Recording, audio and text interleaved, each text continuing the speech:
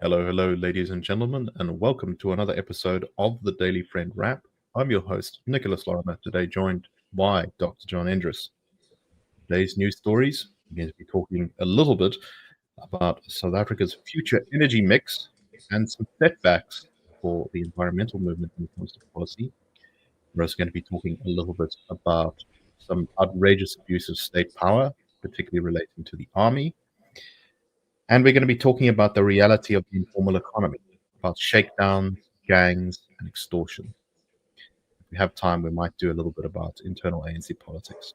Let's go into our first story. This is a report from News 24, which is talking about the new integrated resource plan, which is a plan of how South Africa is going to manage its energy supply for the next couple of years. I think 2050 is the sort of time scope when this thing looks at it. So, quite far in the future. The resource plan is based off of what is described in the piece as a controversial plan to slash from 2023, which will slash planned installation of solar and wind power. But when you actually get into the details, it really doesn't seem nearly as severe as that in the framing. So the framing was SA goes for gas or nuclear, but when you actually read the details of the story, it doesn't seem really like that. According to this, by 2039, coal will be about 27% of South Africa's energy mix. Wind will be about 24%, solar 18%, gas 11%, and nuclear will be about 5%. So that's significant increases for wind and for solar from what they currently are, a significant decrease for coal, a massive increase for gas, and about a doubling of our nuclear capacity. Now, what's interesting about this is overall energy mix. This is not like there's no plan to shut down coal power stations. There's simply plan to build things that are not coal or not nuclear. So the idea here is that there's going to be a massive construction of wind and solar farms. Apparently, Eskom has been instructed to construct a clean coal demonstration plant by 2030 that uses cheaper and more efficient technologies to remove sulfur dioxide from exhaust gases.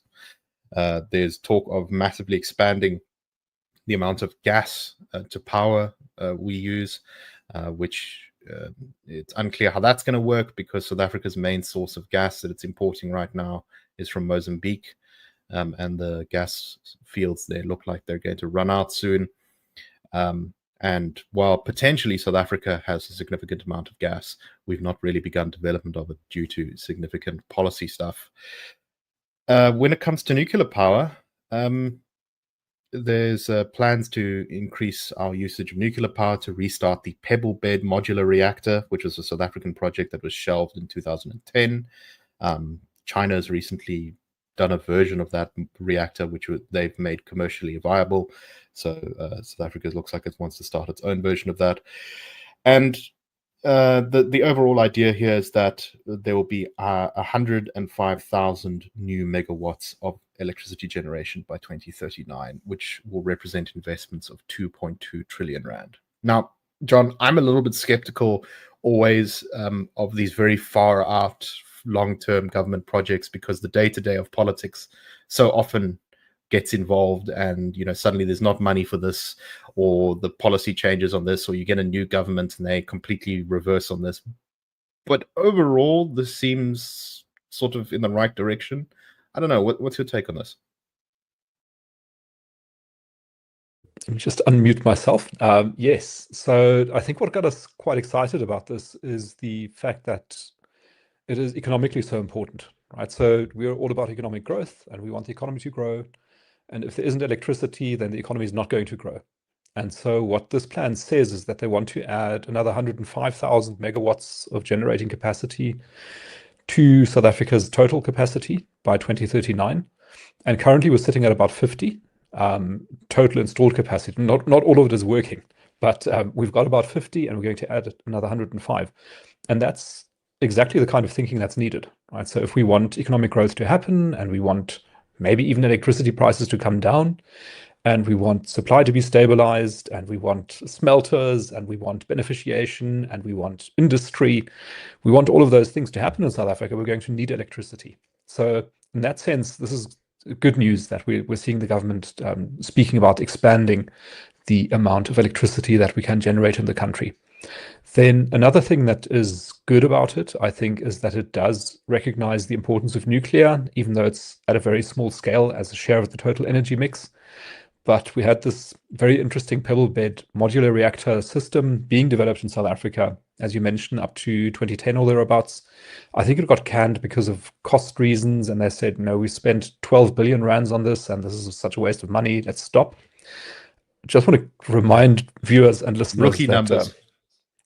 yes, because I just went and looked up the cost of Medupi and Kusile, those two coal-powered stations, which ended up costing 234 billion and 233 billion respectively. So the entire cost of the pebble bed modular reactor research project was about 2.5% of what we've spent on those two coal-fired power stations.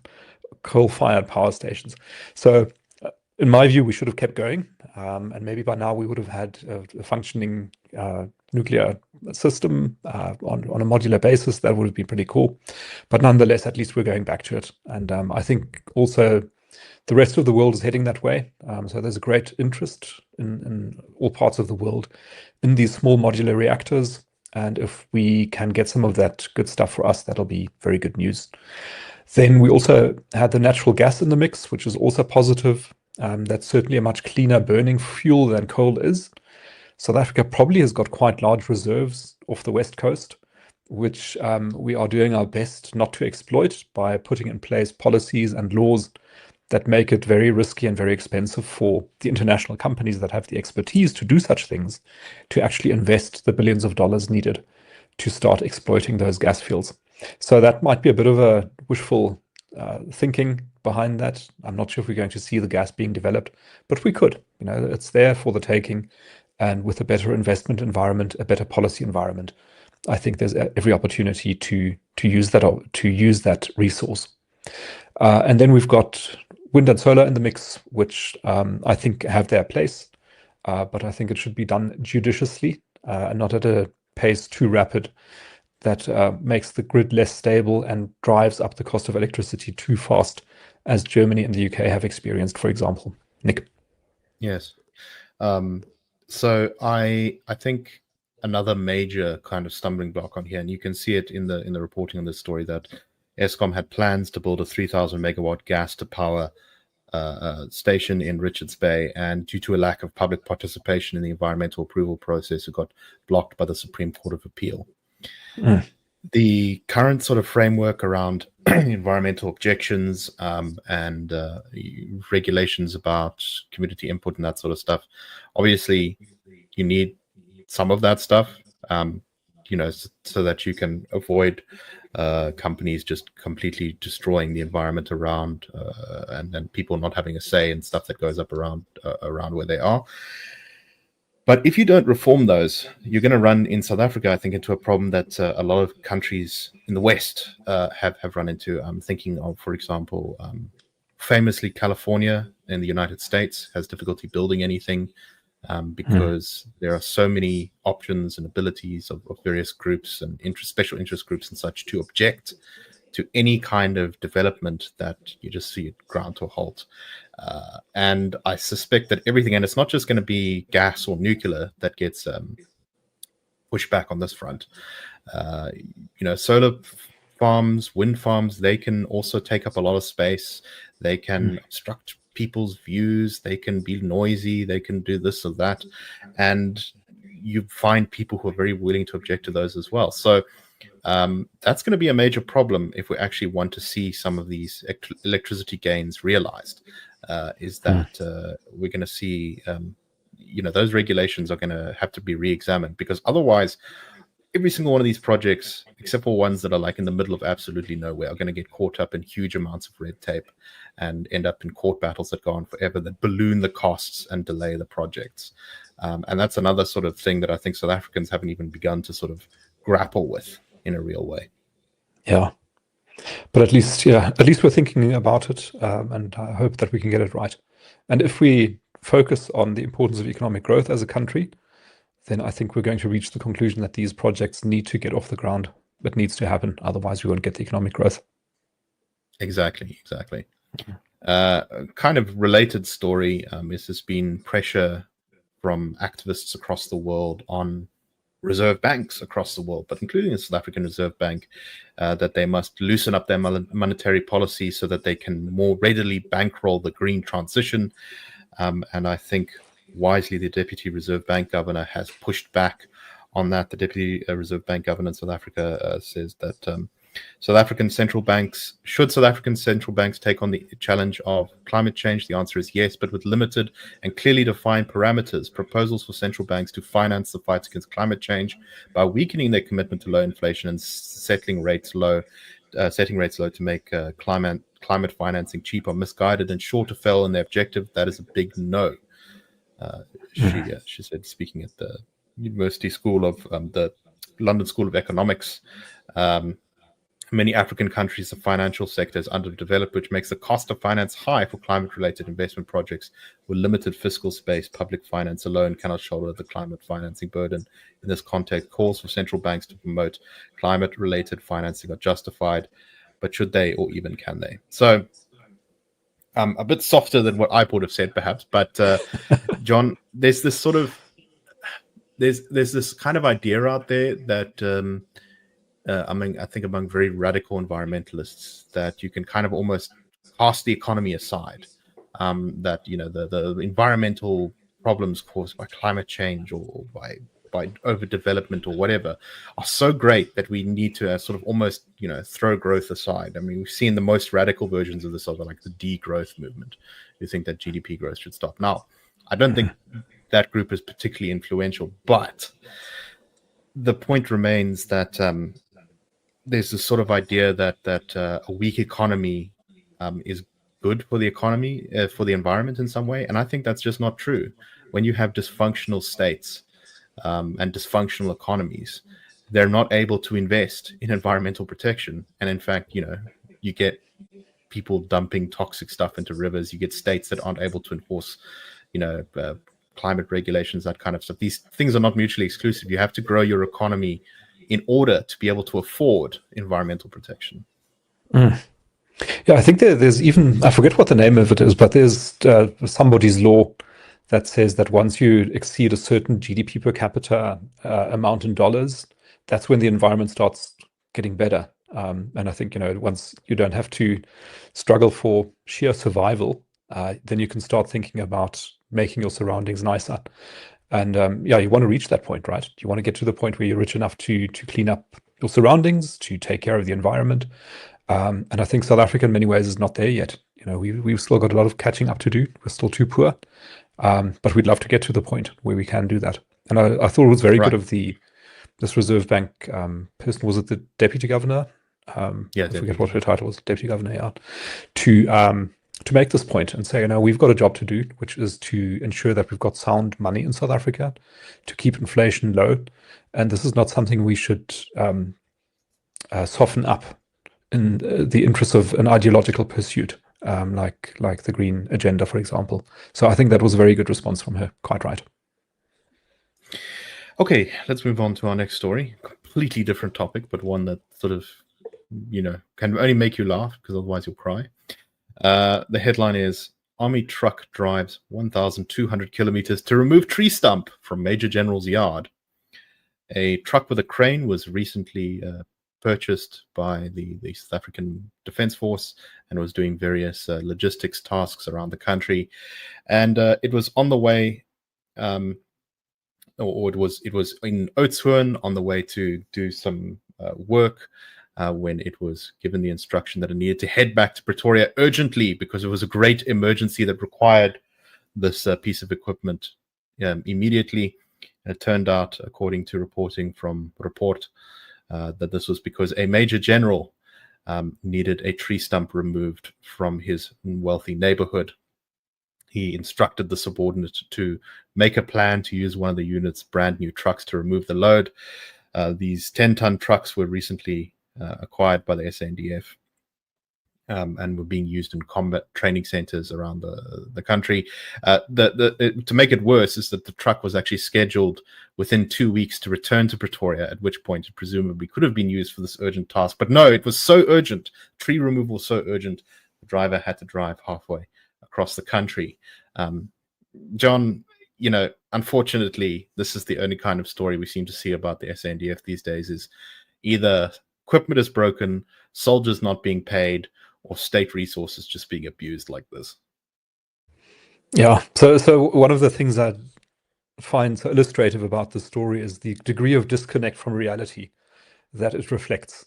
It also reflects an unbelievable degree of economic illiteracy for this general not to have realized, well, let me do a cost comparison. What is the cost of sending a truck from Oudtshoorn to Pretoria to remove 2 tree stumps, including a driver, plus diesel, fuel, AA rates? It's going to cost this many $1,000. Or I just hire a local service. There's already people with trucks in Pretoria who can come and do this for us. So from this general's perspective, I'm sure he thought this was for free. So he says, we've got this free truck. I don't actually care where it is, but we must use free resources first because it doesn't cost any money. So by all means, let's order the guy here with his truck and to remove my tree stump. Unbelievable. Also staying in Waterkloof, I see, which is a very swanky part of Pretoria. So very nice for the generals. But not great for defense. The house he's staying in is actually being rented in the area by the military, is actually paying for it. I suspect that he was trying to show off to his neighbors about how much of a big shot he was. I think that's the real reason that this happened. Maybe.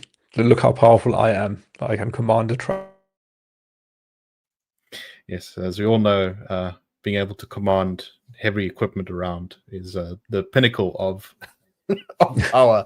But this is what happens when you see the sort of total melting down of professionalism in the public service. Is that you get public servants essentially acting kind of almost like warlords, just sort of using state resources as though it's their own. And not only is it a waste, but it sort of undermines morale. I mean, it doesn't say anything in the reporting, I don't think, about the driver swapping out. So presumably he had just driven to Oudtshoorn and then had to drive back in the same shift, in which case he was going to be irritated and he's probably going to be sleep deprived. So maybe this could have caused a horrible car accident. I mean, this is just silly. Yeah. And I mean, also, Nick, like this morning in our staff meeting, we were talking about, South Africa's military preparedness, which is woeful. It's been covered many times on the show before. But like if there's a maritime problem out at sea, like we haven't really got resources to do anything about it. If there's a problem at land, we really also don't have resources to do anything about it. And, just question of priorities, allocation of resources, seriousness of focusing on the mission at hand is completely lacking. It's not a good story. Yeah, and I've made this point before, but geopolitics can change very quickly. Right now, South Africa doesn't have any major threats on our borders, thank goodness. But maybe there's a coup in Zimbabwe and some rogue government comes to power. Maybe Mozambique collapses into a civil war and suddenly that starts spilling over into South Africa. There's all sorts of contingencies which can develop quite quickly, which you need a military to be able to deal with. And right now, South Africa has no such thing, which is why we are endangered by this. And also, you as a historian will know that wealthy, defenseless nations often become prey. Right? If you're in your neighborhood, you're the wealthiest place, and you can't defend yourself, somebody's going to notice and take advantage of it. So, good luck, South Africa.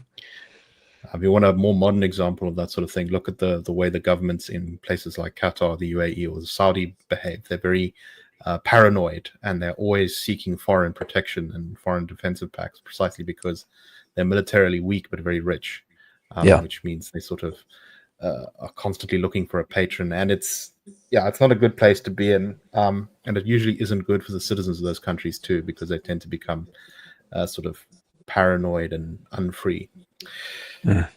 Okay, let's move on to our last story.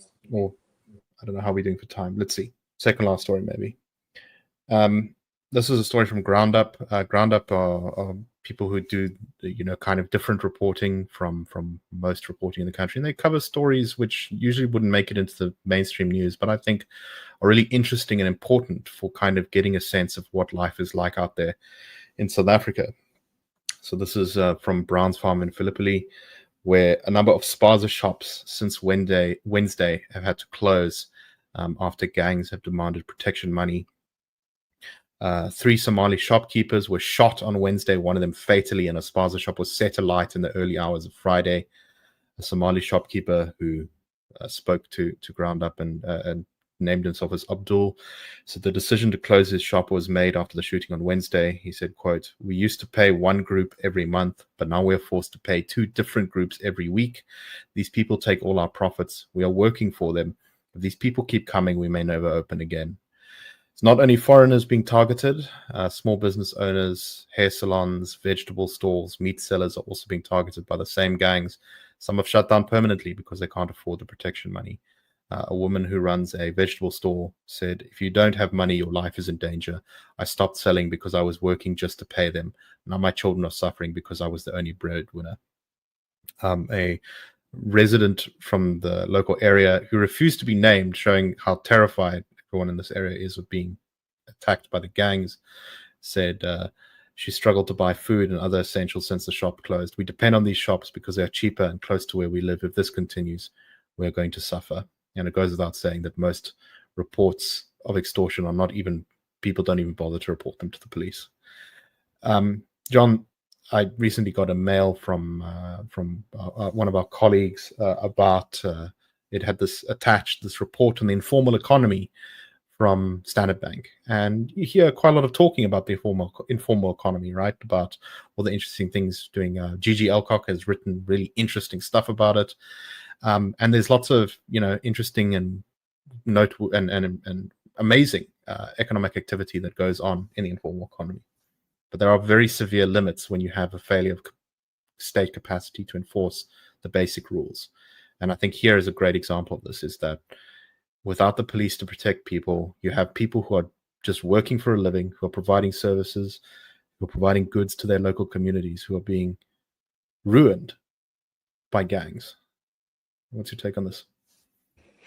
Yeah, so there's sort of lots of different angles you can see in the story. One of them, I think, is that we observed a few shows back that typically people say that poverty causes crime. But maybe the even more important relationship is that crime causes poverty. And this is where you see it, right? So you've got people who are not wealthy, but they're operating a business to get by, and then get shut down by criminals. Imagine not just getting shaken down by one gang, but getting shaken down by 2 gangs. That's going to make it very difficult for you to make a profit, to survive, to prosper, to grow your business, to hire staff. So crime does suppress economic activity.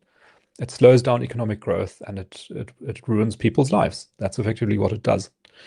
And another aspect that came out here, I thought, was that some of these shopkeepers did not enter South Africa legally.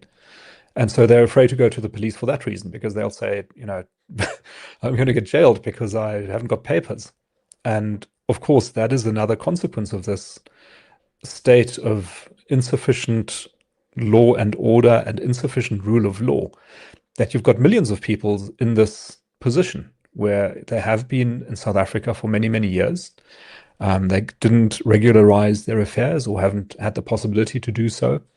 And now they're pretty much stuck, even though they're producing and performing a useful role in the communities where they are based, like the spaza shop owners are.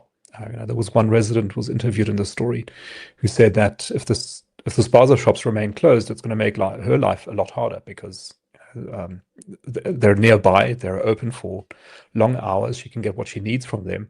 But if they're not open, then provide credit as well for people who buy from them who don't have money at the time. Exactly. And so I think this sort of in a microcosm encapsulates many of the problems that we have as a country. Our economy can't grow because there's too much crime. Lots of people are in a situation where they can't really move forwards or backwards because their legal situation is dubious, and there's no plan for what to do about that. So some parties will say deport them all, I don't think that's feasible. But there's also not really a plan for regularizing their situation and saying, well, let's figure out how to get you papers and how to make you a tax-paying citizen of South Africa, which is, I think, what should be done. So a very tricky situation. And there's another angle which is a bit more abstract, which is what we see here in the micro scale is also kind of what's happening in the macro scale. So when South Africa's government imposes more and more regulations, more and more financial burdens on companies, effectively it's the government playing the role of the shakedown artist, the extorter, and it suppresses economic activity. It was another thing we commented on in our staff meeting this morning. In several of the new laws being proposed at the moment, that they propose to hold directors of companies liable for quite a long list of transgressions against the specific law, resulting in consequences ranging up to jail time of 10 years. And that is within the new mining law, there are provisions like that. In the Climate Change Act, there are provisions like that.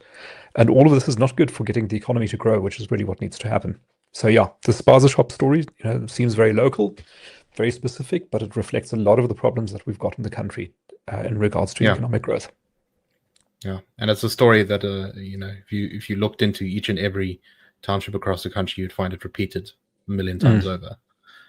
Which is the other thing. This is millions of people's lives actually being affected by stories exactly like this. Yeah. Okay, let's very briefly talk about our last topic. We're definitely going to come back to this one because it's not going anywhere. But Juanita Hunter has written an opinion piece suggesting that by ruling himself out of the ANC presidency, Patrice Motsepe is actually beginning to build a narrative that might see him catapulted into leadership of the ANC.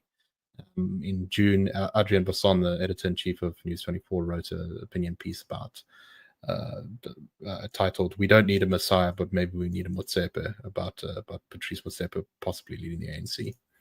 And this has been kind of some speculation out there that despite Patrice Motsepe publicly not acknowledging any interest in running for ANC leader, that he's going to be the savior of the ANC who rides in and becomes what Cyril Ramaphosa promised he would be, which is this kind of billionaire manager savior who writes the party and turns it around. So, John, obviously there'll be more opportunities to discuss this topic, but for now, do you think, firstly, there's any chance this might happen? And secondly, would Patrice Motsepe actually, quote unquote, save the ANC? Yeah, so I think Juanita Hunter may be onto something here, because I think this coyness gets rewarded in the ANC. I think the ANC as a party doesn't really like people putting themselves forward for high office. Rather, you must resist and be urged to, sacrifice yourself. The branches must demand it. The branches must demand it. There we go. Exactly. And the more you resist, the better your chances get. Plus, also, I guess that the ANC might, by that point, by the time of its elective conference, be so riven with divisions and factions that they'll look for somebody who's not really aligned with any faction, but can be the great unifier, the great uniter. And maybe that is Patrice Motsepe. I don't know what his internal view of the matter is, so his words say that he doesn't want the job, but Ramaphosa said the same thing. And look where he is now. So maybe we will see a President Motsepe. Yeah. He's probably, of all the potential candidates I've heard suggested, probably the best choice the ANC has. But I'm still skeptical that, someone who, let's put it this way, he's either an insider, in which case he'll fail because the ANC clearly has no one inside who can turn things around, or he's an outsider, in which case the ANC won't accept him, even if he, has the ability to actually change things. But no. But maybe he is the outsider. Maybe he's sufficiently outside and sufficiently inside to make it work. Yeah, I mean, look, if I understand internal politics of some of the other parties much better than I do the ANC, it's not a strong suit of mine, so I'm completely open that I'm very wrong on this. But this is kind of my feeling at the moment, is that there's just too many people want the top job, and as an organization begins to fall apart, infighting tends to get worse, not better. And that makes it less appealing as well, right? So if you're Patrice Motsepe looking at the ANC today, you'll say, well, maybe it's a kind of turnaround project, be interesting to try, but maybe 2 years from now, guarantees I'll be president of the country. Yeah. But 2 years from now, you might say, well, we're actually beyond that point, and there's no salvaging the thing. So no. Yeah, exactly. But can't really tell now. I do suspect, though, that the next ANC electoral conference will probably produce another breakaway party of some kind. I don't know what that party will be. It depends on who wins. But, in that environment, it might be smarter for someone like him to go and support or join that new breakaway. Or lead it. Or lead it rather than try and save the sinking ship. Anyway, interesting things abound. Thank you very much for listening. We hope you found the show interesting, and we will see you tomorrow on The Daily Friend Show. Cheers, everyone, and have a great day. The Daily Friend Show and The Daily Friend are a project of the Institute of Race Relations, the IRR. The IRR is a think tank which was founded in 1929 to study race relations in South Africa and works to change government policy to improve race relations through non-racialism and to ensure the prosperity of all South Africans. If you like our work and would like to support us, please go to irr.org.za and click Support the IRR. Or you can go to thedailyfriend.co.za and click the Fund Us button.